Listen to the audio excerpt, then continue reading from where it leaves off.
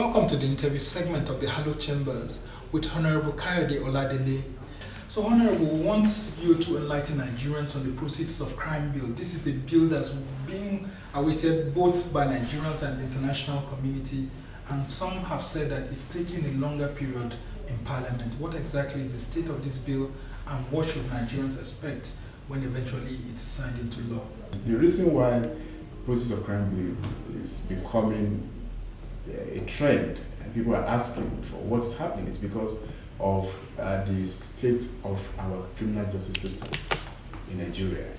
If you look at it today, we have the ICPC, we have the EFCC, all of them have acts, and what the acts do is also to prescribe forfeiture of properties. But those forfeiture of properties will not take effect until after conviction. For instance, if you look at Section 20 of the EFCC Act, it talks about the court making a consequential order after somebody has been convicted. So it says a person after conviction shall forfeit the properties which are the proceeds of the crime. So in essence, what that means is that if a person is not convicted, you cannot order for the forfeiture of that person's property.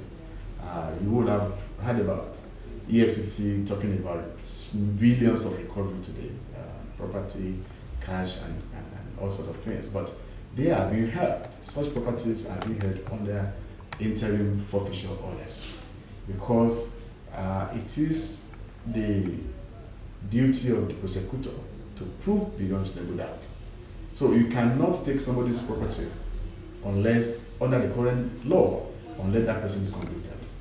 And if he's not convicted, if maybe he runs out of the country or is dead, then how do you go to the next stage of making a final forfeiture order? So under the new Process of Crime bill, what we want to ensure that even if the individuals or suspects leave the country or if they die, it doesn't affect the government from going after them. No, we also hear that you have plans to also establish another entity that will be in charge of taking care of all this. Yes, under the Process of Crime goods, bill, property, and so many things. Yes, under the Process of Crime bill, there's an agency that will take care of that.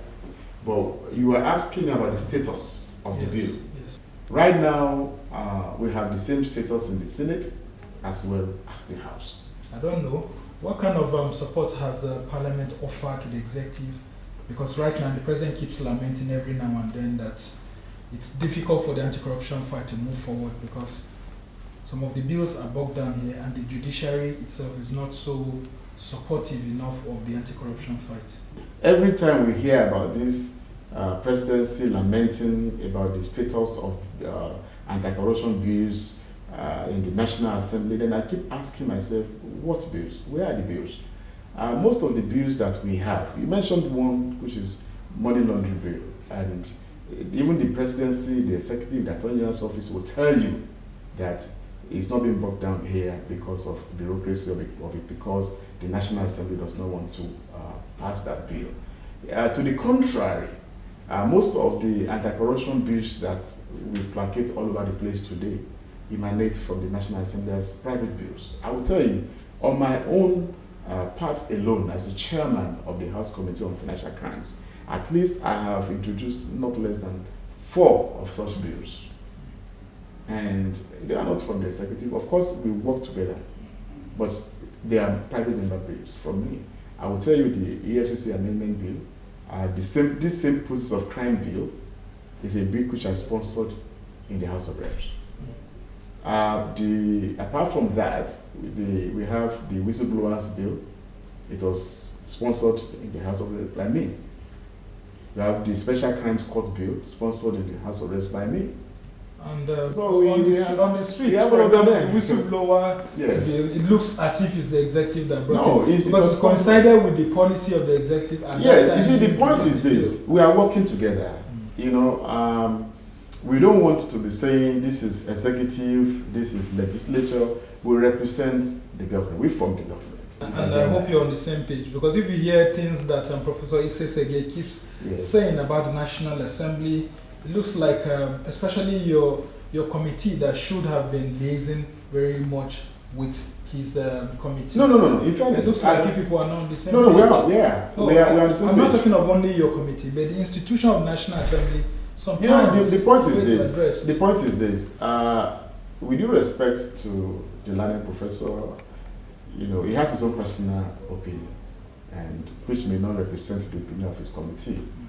Or And the so- presidency. Or the presidency. So I don't want to join issues with him on that. I'm close to him. We talk from time to time, and he commends us, at least personally when we discuss. So he knows what we are doing. He knows that, of course, we have competing interests all over the place. So it's difficult to say that because he has condemned the National Assembly, that is how it should be. No, I don't want to join issues with him. What will you say to Nigerians that keep saying that we are recovering money, is not fighting corruption? Because the effective policies for fighting corruption and blocking some of these leakages are not the way, you know, the federal So how do government you, says how do you, we're what just is recovering corruption? money. What is corruption itself? What is corruption itself? If you go to the advanced countries, we look at advanced democracies. If you go to US, for instance, we have process of crime bill there too. They have civil process of collecting money from those who they have discovered to have stolen money. And the first thing to do is to dispossess that person of the process of crime. So if you say we are collecting money, we are getting money from people, what is corruption itself? So when you dispossess people and of the money they have stolen, that's the first step. You block the loophole, and then whatever thing they have stolen, you dispossess them. In the past, what people do is steal enough money so that you have sufficient well enough to take you through the trials, to pay your lawyers, and then after the case, you have some money in your pocket. But what we want to do now is to ensure that we first hold the account. You are unable to have access. We dispossess you, and then of course you have to go and borrow money to do litigation. If you have to borrow money to do litigation, you have a lot of SANs. You won't be able to have more than one lawyer. But because you have so much money to do litigation, you can have 10, 60 SANs. Or 100. Or 100 defending you, because that same money is in your possession.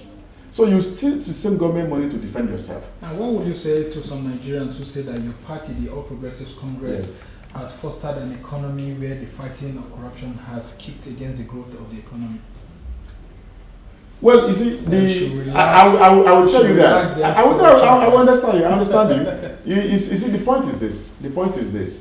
People feel that because of the rigidity, because it is harsh, that's where they put it, that now we stop people from spending money, and then the flow of money in the society, in the economy, has really been reduced. People don't want to come out and spend money.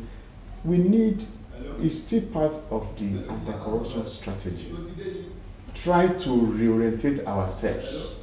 Try to ensure that we limit this, we improve the standard, ethical standard in society. For goodness sake, whoever makes money through a legitimate means should not be afraid to spend money. If you are confident that you made your money through legitimate means, you will not be afraid to bring out the same money and spend it. So now, if people don't want to spend money because they know that they cannot account for the source of their money, then we are trying to bring sanity to the society. It can even force down the prices of things. As we try to round off this Right. conversation, the EFCC says you have been very supportive of them. You have helped them to complete their headquarters building. Yes. What other support have you provided for anti-corruption agencies? I mean, your committee, the House of Representatives, and National Assembly. One, we have to strengthen the judiciary itself. We have to strengthen the judiciary. We have to strengthen the anti-corruption agencies. We have to also imbue in them that sense of patriotism, that they know that they are doing this thing for the betterment of the country. And in order to do that, we also have to ensure that they have very good standard condition of work. Apart from helping them to put in place a very befitting edifice, which is not what I'm talking about, institutionalizing anti-corruption work, we have also embarked on we have also given them sufficient funding to do training.